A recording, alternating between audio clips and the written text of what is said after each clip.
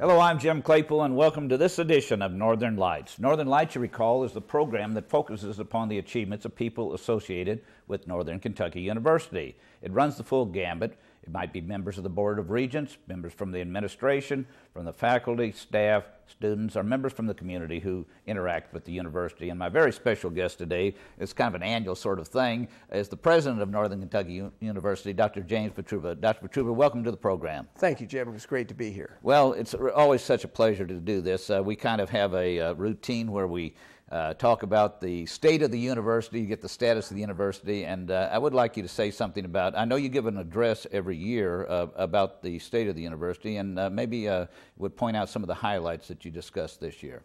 Well, I think the state of the university, of course, is quite strong. In fact, I think it's probably the strongest that it's been in its history. Enrollments continue to increase. The quality of and preparation of our new students continues to grow stronger. New academic programs, the College of Informatics is up and going. The honors program has record enrollments. We continue to place our undergraduates in their medical school of first choice, or their law school, or undergraduate school, or out into for employment. Lots of terrific things going on. Undergraduate research is going at record numbers, and in fact, our applications for next fall are up 22% over the preceding year. So things are going well. I saw a projection that we might even reach a point where we would add another, say, 10,000 or so within the next decade or not. Is that a realistic number, you think? I don't know, Jim, if it's realistic or not. I think it would be realistic if the state funds that growth. But given the current budget picture, it's unclear whether we would be able to grow like that. Several things would have to occur. We'd have to add about 500,000 assignable square feet of classroom and laboratory space. Otherwise, we wouldn't be able to do it. We'd have to add a large number of faculty, staff to support the effort. And if all of that could happen, I think the demand would be there. My concern is that we're going to start turning away very qualified students simply because we don't have room for them. Well, you actually launched an experimental program where you upgraded the level of people that were admitted to the university, and that's proven to be quite a success, hasn't it? Oh, it has. Yeah, the NKU is increasingly becoming the first choice university for very well prepared students. And what students and their families want is they want their students to be in class with other good students. That's part of what makes a classroom experience special. In NKU's case, of course, the average class size here is about 21. The faculty-student ratio is about 15 to 1. So you really do get a private education at a public school price, and that's been great. In addition, this next fall, we'll open the new student union, which will be our kind of main street here on campus. It's going to be a spectacular building. And of course, the Bank of Kentucky Center, where we'll have spring commencement. That facility will house about 100 events a year, and we'll have seats for well in excess of 10,000 for concerts and commencement. Of course, that puts you on the hot seat. No doubt you're getting pressure for Division I activities. Well, we get, there's a lot of interest in Division I. And in fact, Jim, I'd like to take the university Division I as soon as we can. I think that as we've grown in size and in stature, we would be very attractive to a conference. And a conference is key if you go Division I. And you want to be in a conference of aspirational institutions. And so I think we'd be very attractive. This area is a top 30 media market. The university is adding facilities and intercollegiate athletic facilities in particular, which would be attractive. The university's academic reputation continues to grow, so I think we'd be quite attractive. But the big question mark at this point is we are about 2/3 into this legislative session. The state's budget picture is quite bleak. Revenue projections are not at all close to what had been projected a year ago. And the governor has inherited a very difficult budget challenge that he's doing his best to try to resolve. It's really quite puzzling. One day it seemed like everything was fine and rosy, and then almost overnight there's this projection that we're going to have a huge shortfall. It was kind of a stark announcement. Yeah, it was, Jim. It took, I think, all the university presidents a bit by surprise. This is a structural deficit in the budget that really goes back to the last 2 years of the Patton administration. It was it was not as obvious in 2 of Governor Fletcher's years because we had 8 and nearly 9% economic growth in those 2 years. On the other hand, the economy has slowed. The commitments, the appropriated commitments by the General Assembly have continued to increase, and so we've got a pretty good sized problem. Now, what we learned last evening is that the governor is recommended a 70-cent increase in the cigarette tax, which is a real breakthrough, and I think represents great courage on his part. You know, he ran on a no tax pledge. The fact of the matter is, he inherited something that is far more serious than anyone in this administration understood, and so I think it takes great courage to say, look, things have changed. There's new information. The risk in not generating new revenue is that we're going to really curtail very important services, not the least of which is the ability of these universities to grow. Tobacco, though somewhat diminished as an economic staple in Kentucky, is still a major part of the rural psyche. It's part of the rural vote, and I know the governor was hard-pressed on that. And he has such an interesting dichotomy to work with. He's got to be cognizant of eastern Kentucky and its natural resources, coal, natural gas, etc. He's got to be understanding of the urban triangle and the development that's going on in northern Kentucky, as well as what is essentially a rural area we call, and a coal-producing area as well, Sure. Western Kentucky. So he's got a patchwork quilt to deal with there. He's got to take care of it all, Jim, and I don't envy Governor Beshear, nor do I envy the House and the Senate. They are struggling to try to figure out a way through this. The stakes, though, are huge. Higher education over the last 10 years has been on a real upsurge here in Kentucky. Of course, House Bill 1 10 years ago, now nearly 11 years ago, was really intended to make post-secondary education the foundation on which we would build our economic future as a Commonwealth.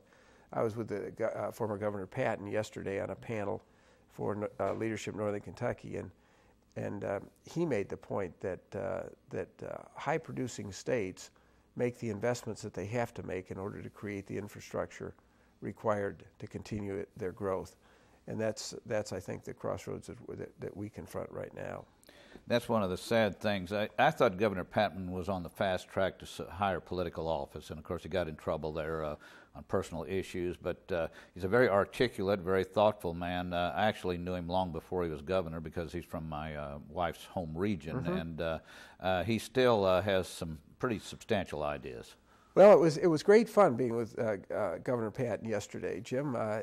After our program was over at Thomas More, and before he headed home, we drove over here, and I said, let's go take a look at that new science building, because, of course, he accomplished that in his second term, and that was, as you recall, a major breakthrough for this university. So we went in and walked around the science building, and he saw his name on the plaque, and that was great fun, and drove by the Special Events Center and the Student Union and all these new buildings. And he's working very closely with Pikeville College to help them develop in some ways that otherwise wouldn't be possible. So I think he was quite interested. It's good to see him again. Right. Pike County, of course, is a great county, largest in size, square footage, square miles in Kentucky, and the people down there are very proud, high per capita, and of course that's his home base. Sure. You know, and I think about the various governors. Sometimes we overlook when they get caught up and broiled in all the different things that an administration has to face,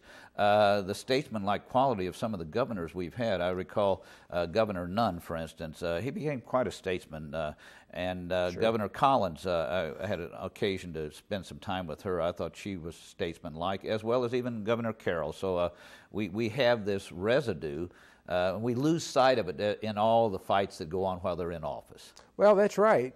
It's very interesting, and I noted this yesterday with the Leadership Northern Kentucky group, that David Williams, Senator David Williams, President of the Senate, and of course a Republican, on a panel that I was on with him last fall, described Governor Patton's first term as possibly one of the greatest terms that any governor has ever had in this state. workman's compensation, and more importantly, House Bill 1 and post-secondary reform. Governor Patton took on the University of Kentucky in order to separate the community colleges and create their own system, and we're a better state because of that, I believe. University of Kentucky, of course, is always a formidable adversary, and Yes, it is. of course they're facing their own problems. I read on the internet this morning that one of the proposals that they have to face now is a tuition increase. They're talking about as much as 9% tuition increase, and of course we obviously will have to look at that issue too. And incidentally, how do we attain a percentage? What goes on there to figure out what a percentage of increase is? Well, we do a lot of analysis in terms of what our operating budget is going to require. The students have said to us, interestingly enough, that they would prefer not to have a tuition increase, but they go on to add that they don't want us to sacrifice those things that they believe are most important at the university. And those things, if you will, are small class sizes and faculty who, in their words, care about them. That means faculty who know their name and are available out of class as well as in class, who return their emails and telephone calls, and that requires full-time tenure-track faculty members, as well as class sizes that allow for an up-close and personal experience. And a lot of universities solve their budget problems by doubling and tripling class size and going to more part-time faculty members who may be teaching at several colleges and universities at the same time.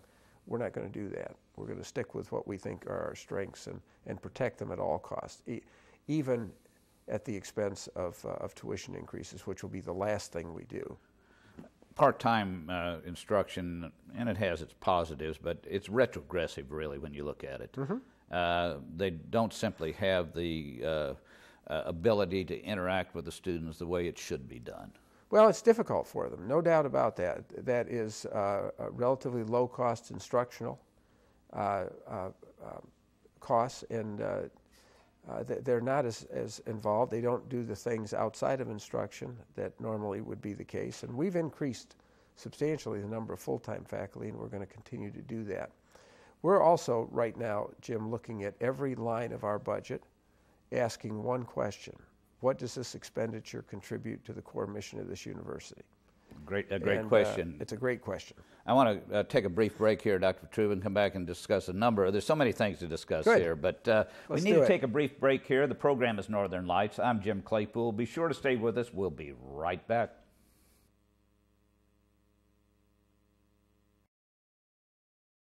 Well, welcome back to the program. We're glad you could stay with us. The program's Northern Lights, and I'm Jim Claypool. And my very special guest, almost on an annual basis here, is the president of Northern Kentucky University, Dr. James Votruba. And Dr. Votruba, we were talking about some of the problems and vicissitudes that we're facing. We were talking about the budget shortfall and the current crisis that both Governor Beshear and the leadership in the House and Senate are facing. And there's kind of an irony in all of this. The harder the times are, I've found in the past, is the more likely that people will come to a university or a college. They come back for the training and so on. So that puts an added pressure on us. No, that's absolutely right, Jim. And that's been true nationally as well as right here in Kentucky, that when the economy becomes weaker, more people go back to college. And that I think will be the case this time around also. And we've got a big challenge. Northern Kentucky University has been asked by our region to double the amount of degrees, the number of degrees that we produce over the next 10 years. And you know as well as I, that's an ambitious goal, even under ideal circumstances. Yeah, under budget stress, that becomes pretty difficult to do. Well, that brings me to another issue, and that, of course, is the brand new degree, our first doctoral degree in educational leadership. Tell us something about that. Well, our commitment to Vision 2015, which is Northern Kentucky's strategic planning process that I co-chaired, was to help support the creation of 50,000 new jobs, and, just as importantly, to meet or exceed national performance standards in each of our school districts. And that's an equally formidable goal. The EDD is designed to be a practitioner degree. It will focus on education leaders, P-12 initially, but eventually higher education, and help prepare them to be strong leaders in the classroom, at the building level, and at the district level. We think it can be a real stimulus to continuing to improve education here in Northern Kentucky. Starting small, maybe 20, 25 initially? 20, 25 students. We're recruiting a couple of new faculty members right now.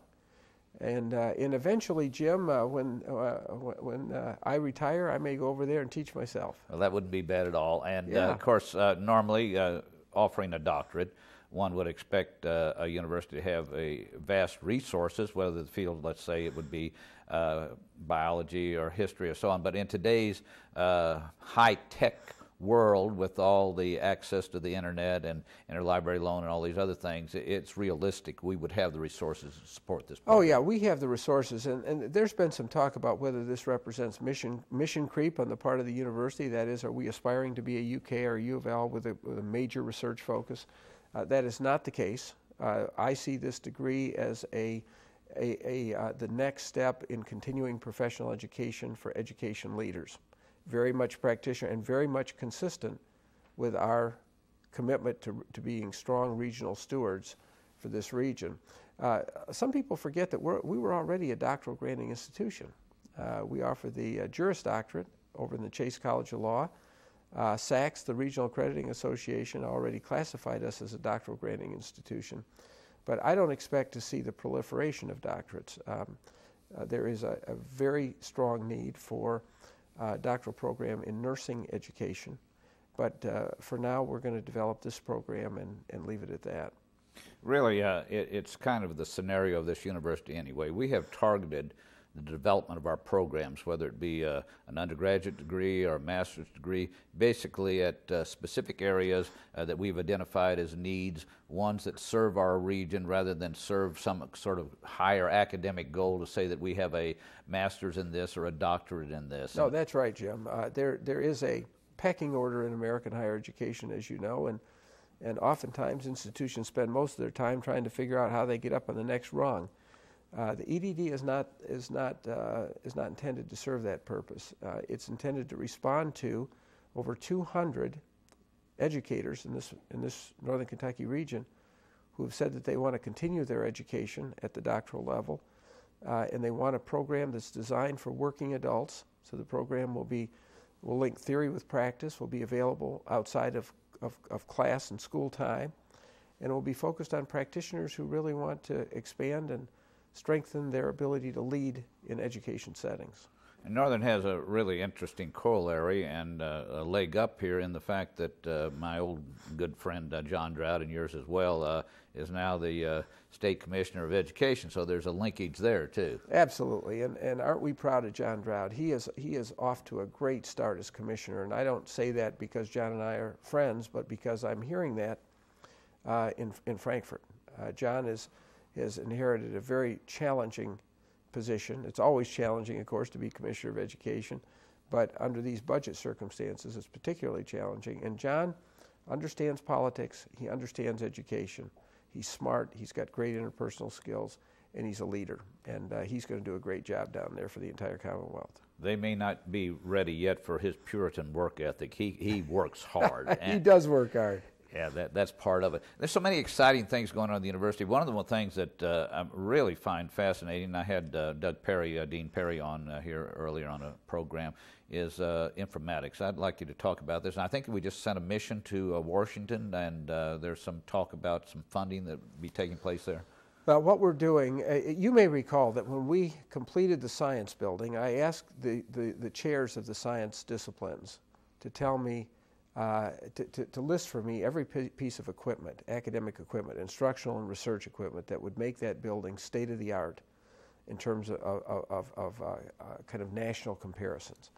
They did that, and we went out and raised private funds and put every piece of equipment in that building, and that building has transformed science education on this campus. In fact, I think it's, in many respects, has helped transform the entire campus.